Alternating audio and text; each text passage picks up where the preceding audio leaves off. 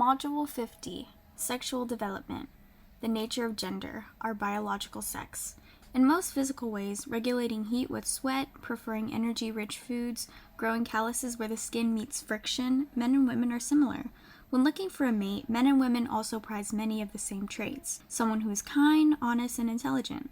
But in some mating-related domains, as we will see, males tend to differ from females, whether they're chimpanzees or elephants, rural peasants, or corporate presidents. In two ways, biology influences our gender psychology.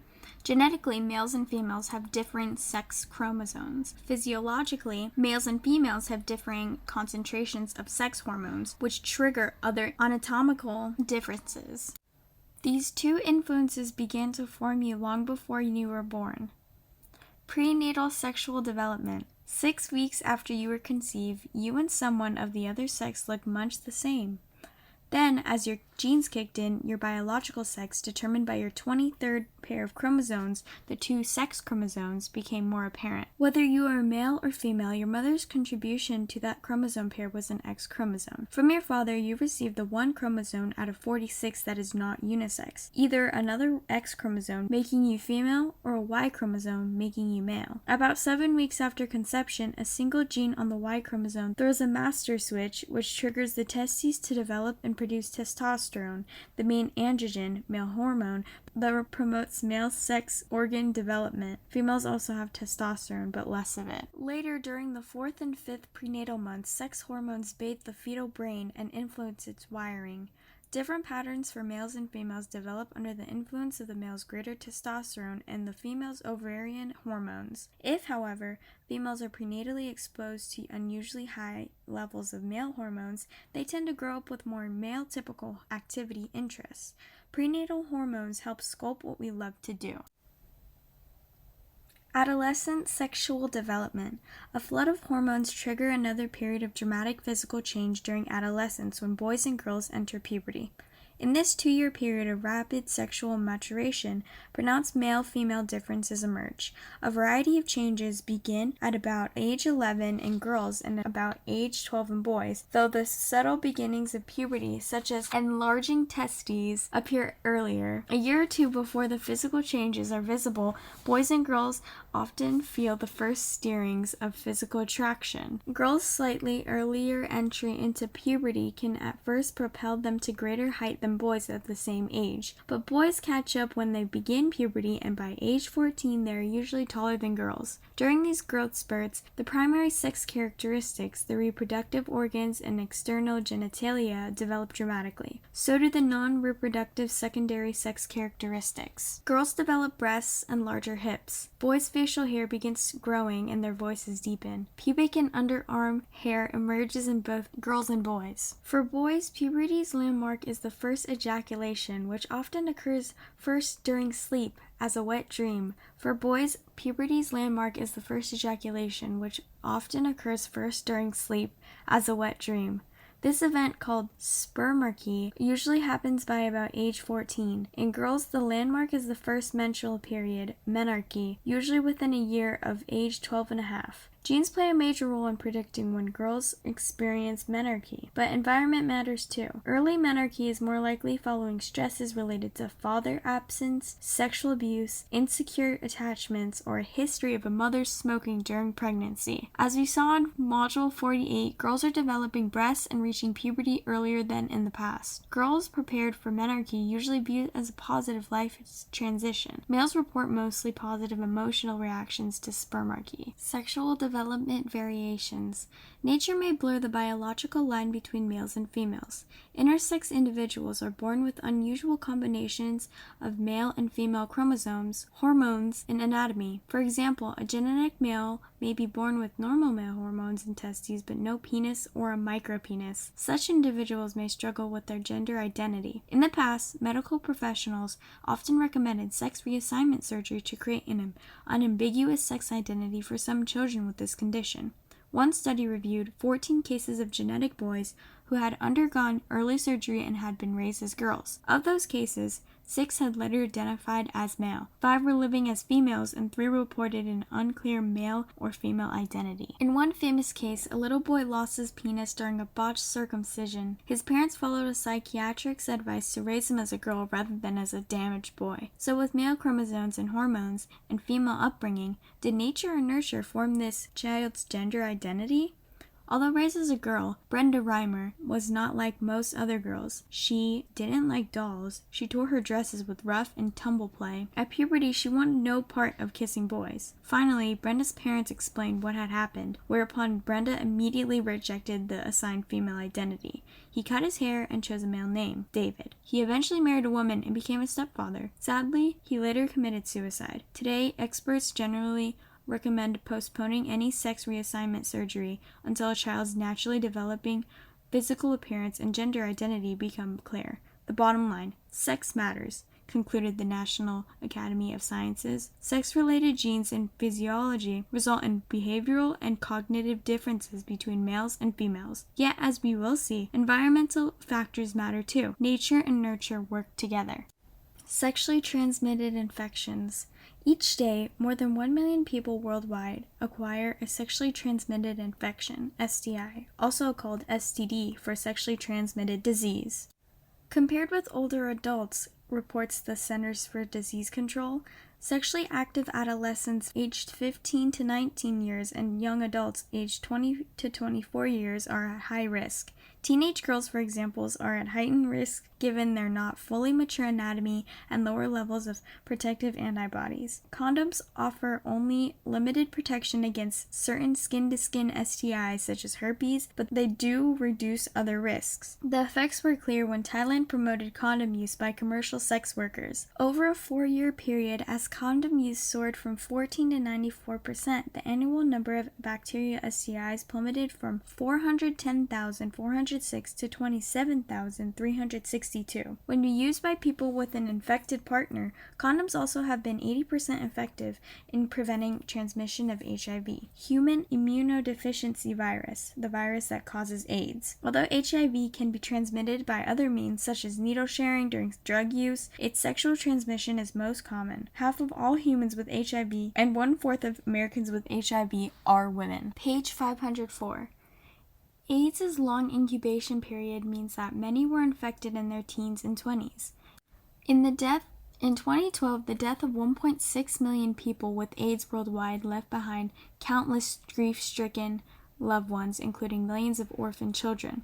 In sub-Saharan Africa, home to 2/3 of those with HIV, medical treatment to extend life and care for the dying is sapping needed resources. Having one sexual partner means also partnering with that partner's past partners, any one of whom might have unknowingly transmitted an STI. Hence, the first step in preventing STIs is knowing one's status and sharing it with one's sexual partner. Sexual risk-taking in teen pregnancy. Sexual attitudes and behaviors vary dramatically across cultures and eras. Sex between unmarried adults is morally unacceptable, agree 97% of Indonesians and 6% of Germans, and thanks to decreased sexual activity and increased protection, American teen pregnancy rates are declining. So what produces variations in teen sexuality? Twin studies show that genes influence teen sexual behavior by influencing pubertal development and hormone levels, but what environmental factors contribute? Communication about birth control. Many teenagers are uncomfortable discussing contraception with parents, partners, and peers, but teens who talk freely and openly with their parents and with their partner in an exclusive relationship are more likely to use contraceptives. Impulsivity. Among sexually active 12 to 17-year-old American girls, 72% said they regretted having had sex. If passion overwhelms intentions, either to use contraceptives or to delay having sex, unplanned sexual activity may result in pregnancy. Alcohol use. Among late teens and young adults, most sexual hookups, casual encounters outside of a relationship, occur after alcohol use, often without knowing consent. Those who use alcohol prior to sex are less likely to use condoms. By depressing the brain centers that control judgment, inhibition, and self-awareness, alcohol disarms normal restraints, a phenomenon well known to sexually coercive people. Mass media. Perceived peer norms influence teen sexual behavior. Teens pay attention to other teens who, in turn, are influenced by popular media. Media help write the social scripts that affect our perceptions and actions. The more sexual content adolescents and young adults view or read, the more sexual, even when controlling for other predictors of early sexual activity, the more likely they are to perceive their peers as sexually active, to develop sexually permissive attitudes, and to experience early intercourse.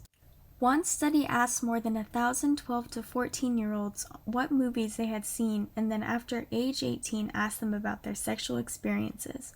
After controlling for various adolescent and family characteristics, the more the adolescents viewed movies with high sexual content, the greater was their sexual risk-taking. With earlier first sex, more partners, and inconsistent condom use, several factors predict sexual restraint. High intelligence. Teens with high rather than average intelligence test scores more often delayed sex, partly because they considered possible negative consequences and were more focused on future achievement than on here and now pleasures. Religious engagement.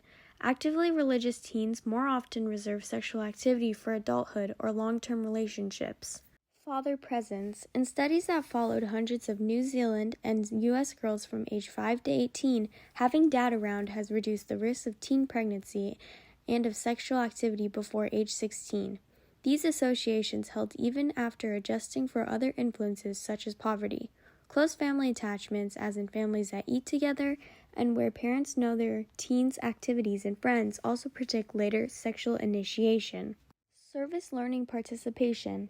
Several experiments have found that teens volunteering as tutors or teachers' aides or participating in community projects had lower pregnancy rates than did comparable teens randomly assigned to control conditions.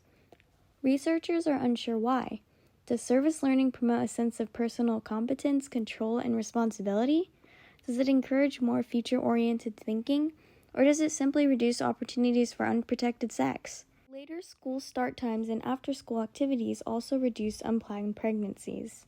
Sexual orientation. Express the direction of our sexual interest in our sexual orientation, which usually is our enduring sexual attraction toward members of our own sex, homosexual orientation, or the other sex, heterosexual orientation. Other variations include an attraction to both sexes, bisexual orientation. We experience our sexual orientation in our interests, thoughts, and fantasies. Across time and place, cultures vary in their attitudes towards same-sex attractions.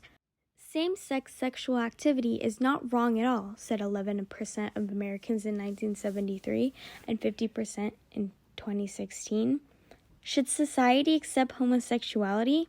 Yes, say 88% of Spaniards and 1% of Nigerians, with women everywhere being more accepting than men. Yet, whether a culture condemns or accepts same-sex unions, heterosexuality is most common, and bisexuality and homosexuality exist.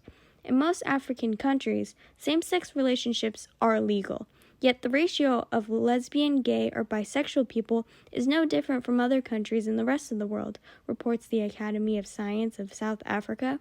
What is more, same-sex activity expands human history from the prehistoric rock art era to the present.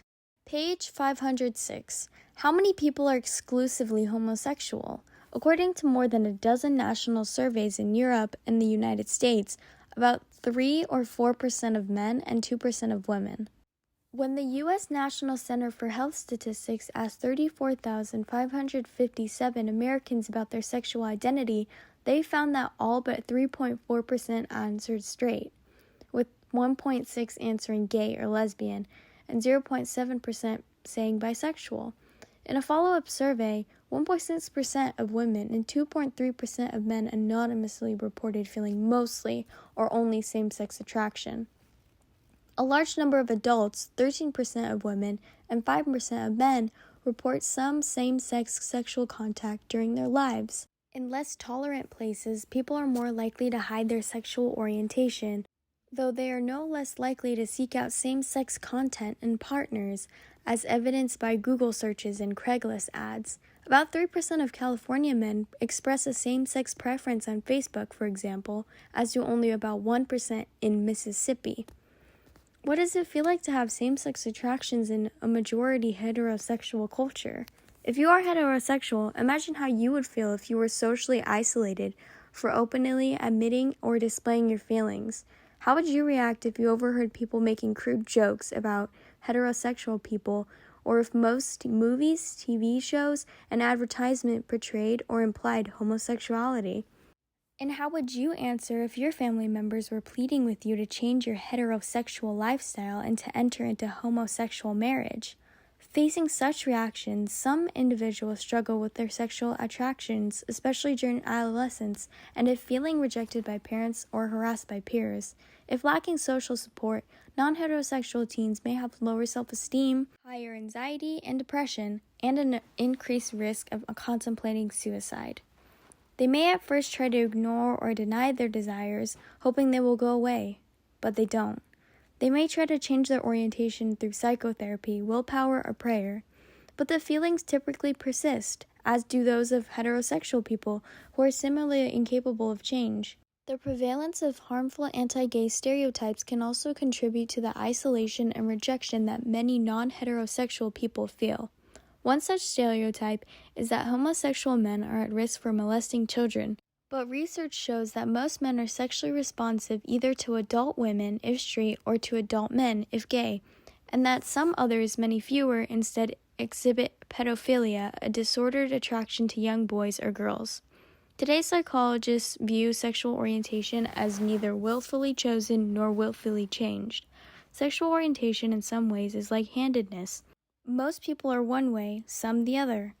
A very few are truly ambidextrous. Regardless, the way one is endures. Efforts to change sexual orientation are unlikely to be successful and involve some risk of harm, declared a 2009 American Psychological Association report. Recognizing this, in 2016, Malta became the first European country to outline the controversial practice of conversion therapy, which aims to change people's gender identities or sexual orientations. Several U.S. states have likewise banned sexual conversion therapy with minors. Page 507. Sexual orientation is especially persistent for men. Women's sexual orientation tends to be less strongly felt, and for some women, is more fluid and changing. In general, men are sexually simpler. Men's lesser sexual variability is apparent in many ways. Across time, across cultures, across situations, and across differing levels of education, religious observance, and peer influence, men's sexual drive and interests are less flexible and varying than are adult women's. Women, for example, more often prefer to alternate periods of high sexual activity with periods of almost none. Baumeister calls this flexibility erotic plasticity. Environment and sexual orientation. So, our sexual orientation seems to be something we do not choose, and especially for males, cannot change. Where then do these preferences come from? See if you can anticipate the conclusions that have emerged from hundreds of research studies by responding yes or no to the following questions. Number 1. Is homosexuality linked with the child's problematic relationships with parents, such as with a domineering mother and an ineffectual father, or possessive mother and a hostile father? Number 2. Does homosexuality involve a fear or hatred of people of the other sex, leading individuals to direct their desires toward members of their own sex? Number 3. Is sexual orientation linked with sex hormone levels currently in the blood? Number 4. As children, were most homosexuals molested, seduced, or otherwise sexually victimized by an adult homosexual? The answer to all of these questions has been no. In a search for possible environmental influences on sexual orientation, Kinsey Institute investigators interviewed nearly 1,000 homosexuals and 500 heterosexuals. They assessed nearly every imaginable psychological cause of homosexuality: parental relationships, childhood sexual experiences, peer relationships, dating experiences. Their findings: homosexuals are no more than heterosexuals to have been smothered by maternal love or neglected by their father. In one national survey of nearly 35,000 adults, those with the same-sex attraction were somewhat more likely to report having experienced child sexual abuse, but 80% of the men and 75% of the women with same-sex attraction reported no such abuse. And consider this, if distant fathers were more likely to produce homosexual sons, then shouldn't boys growing up in father-absent homes more often be gay? They are not. And shouldn't the rising number of such homes have led to a noticeable increase in the gay population? It has not. Most children raised by gay or lesbian parents grow up straight, and they grow up within the range of healthfulness and emotional well-being.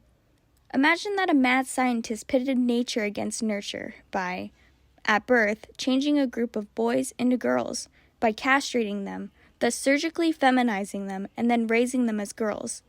Surely this would socialize these girls into becoming attracted to males?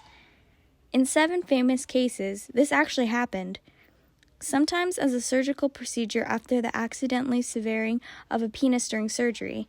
In each case, the result was a person attracted to women, just the result we would expect if male sexual orientation were entirely due to nature, concluded a statement by sexual orientation experts. So, what else might influence sexual orientation? Could a same-sex experience have an effect? Even in tribal cultures in which homosexual behavior is expected of all boys before marriage, most men are heterosexual.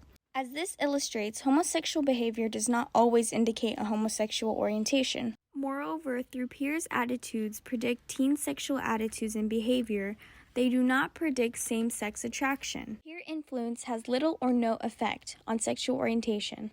The bottom line from a half-century's theory and research.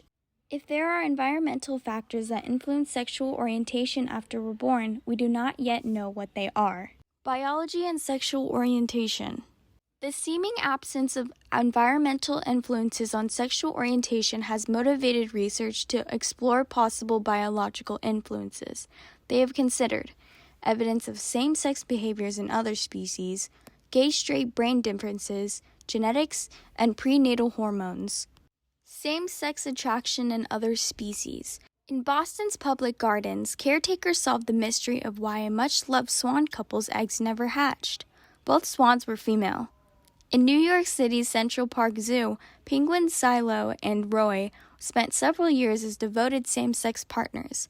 Same-sex sexual behavior have also been observed in several hundred other species, including grizzlies, gorillas, monkeys, flamingos, and owls. Among rams, for example, some 7 to 10% display same-sex attraction by shunning ewes and seeking to mount other males. Homosexual behavior seems a natural part of the animal world. Gay-straight brain differences. Researcher Simon LeVay, 1991, studied sections of the hypothalamus taken from deceased heterosexual and homosexual people.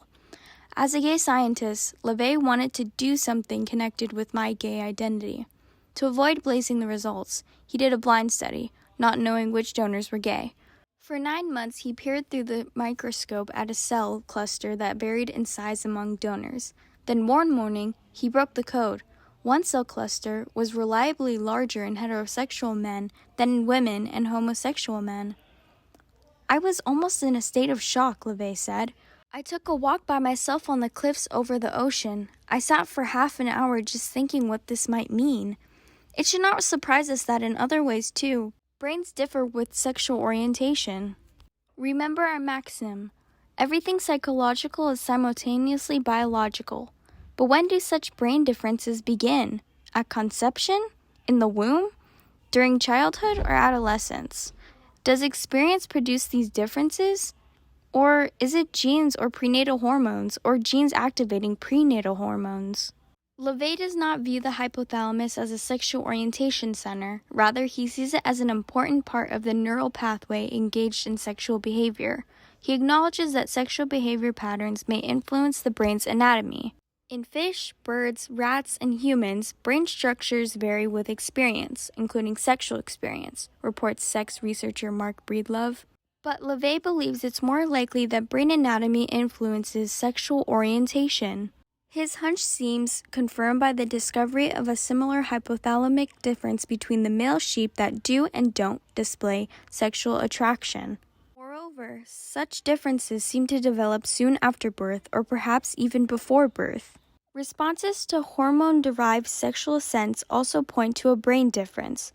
When straight women were given a whiff of a scent derived from men's sweat, their hypothalamus activated in an area governing sexual arousal. Gay men's brains responded similarly to this men's scent, but straight men's brains showed the arousal response only to a female hormone derivative.